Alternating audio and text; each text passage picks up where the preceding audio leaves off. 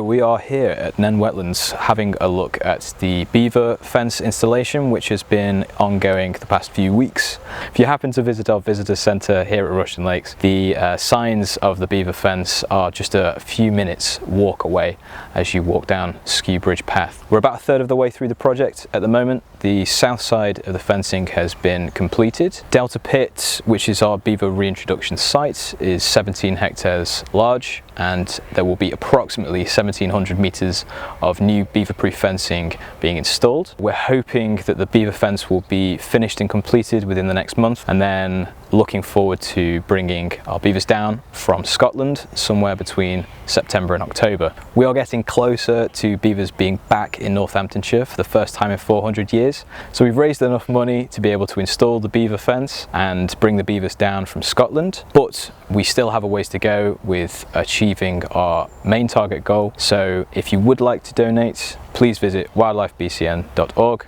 and search for Beaver Appeal. Any and all donations will help to continue and grow the project, especially with engagement and visitor interactions.